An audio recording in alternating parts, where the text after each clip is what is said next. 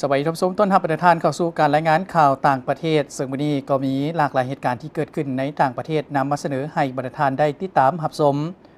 ท่านสีจิ้นผิงพบปะกับนายกรัฐมนตรีเอียกลังตอนเช้าวันที่5 มังกรนี้อยู่หอสภาประชาชนแห่งชาติที่นครหลวงปักกิ่งท่านสีจิ้นผิงประธานประเทศจีนได้ต้อนรับการเข้าเยี่ยมคำนับของท่านมิเชลมาตินนายกรัฐมนตรีเอียกลังที่เดินทางมาเยี่ยมยามจีนอย่างเป็นทางการท่านสีจิ้นผิงซี่ให้เห็นว่าจีนยินดีร่วมกับเอียกลังเพิ่มทวีการแลกเปลี่ยนทางด้านยุทธศาสตร์ลงเลิกความไว้เนื้อเชื่อใจกันทางการเมืองเปิดกว้างการร่วมมือที่ติดแท้ตัวจริงเพื่อสร้างความผาสุกให้แก่ประชาชนของสองประเทศเพิ่มพลังแห่งเข้าในการขยายการพัวพันระหว่างจีนยุโรปจีนยินดีเพิ่มทวีการร่วมมือด้านเศรษฐกิจการค้ากับเอียกลังเสื่อมต่อยุทธศาสตร์การพัฒนาในกงเขตปัญญาประดิษฐ์เศรษฐกิจดิจิทัล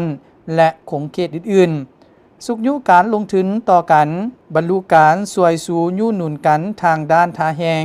สมไส้การละโอกาสและพัฒนาร่วมกันท่านมิเชลมาตินกล่าวว่าเอียกลังยึดมั่นปฏิบัตินโยบายประเทศจีนเดียวยินดีร่วมกับจีนลงเลิกการร่วมมือในขงเขตการค้าการลงทุนวิทยาศาสตร์เทคโนโลยีและขงเขตอื่นๆจีนได้เสริมขยายบทบาทสำคัญที่ขาดบ่ได้ในเวียกงานสากลการแก้ไขความขัดแย้งสากลเคารพและปฏิบัติตามกฎหมายสากลเอียกลังยินดีรักษาการติดต่อพัวพันและการประสานงานอย่างแน่นแฟ้นกับจีนเพื่อปกปักรักษากฎหมายสากลงานวางแสดงเครื่องใช้ไฟฟ้าสำหรับผู้บริโภค CES 2026 ได้เปิดขึ้นงานวางแสดงเครื่องใช้ไฟฟ้าสำหรับผู้บริโภค CES 2026ได้เปิดขึ้นอย่างเป็นทางการที่ลาสเวกัสสหรัฐอเมริกางานนี้จัดโดยสมาคมเทคโนโลยีผู้บริโภคอเมริกาจะจัดขึ้นในวันที่6-9 มังกร 2026และนำเอาบริษัทเทคโนโลยีชั้นนำหลายกว่า 3,500 แห่งทั่วโลกมาร่วมกันงาน CES 2026สืบต่อยืนยันบทบาทสำคัญของตนในการสะท้อนถึงแนวโน้มและเส้นทางการพัฒนาของอุตสาหกรรมเทคโนโลยีทั่วโลก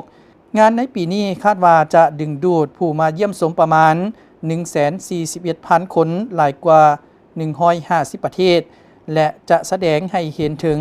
การเปลี่ยนแปลงที่ชัดเจนในขงเขตปัญญาประดิษฐ์หรือ AI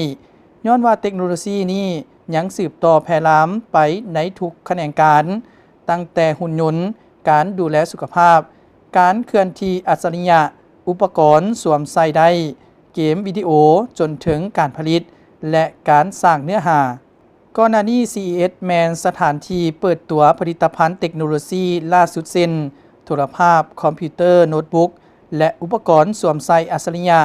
ถึงอย่างใดก็ตามในซุ้มปีโมโมมานี้ CES ได้กลายเป็นจุดหมายปลายทางที่สำคัญ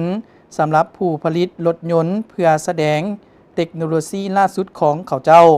ด้วยความคาดหวังว่าปัญญาประดิษฐ์จะฟื้นฟูอุตสาหกรรมที่มีปัญหาความคืบหน้าช้าค่าใช้จ่ายสูงเหตุการณ์ด้านความปลอดภัยและการกวดกากฎระเบียบที่เข้มงวดถึงอย่างใดก็ตาม CES 2026 ได้ขยายแนวความคิดของการเคลื่อนที่อัจฉริยะนอกเหนือไปจากรถที่ขับด้วยตนเองเพื่อรวมเอาเรือโดรนและรูปแบบการขนส่งใหม่ทับสมและทั้งหมดนั้นก็เป็นข่าวสารต่างประเทศที่ได้นำให้ประธานได้ติดตามรับชมมาฮอดนี้เวลาของการนำเสนอข่าวก็ได้หมดลงเพียงเท่านี้พบกันใหม่ในมื้อหน้าสำหรับวันนี้สวัสดี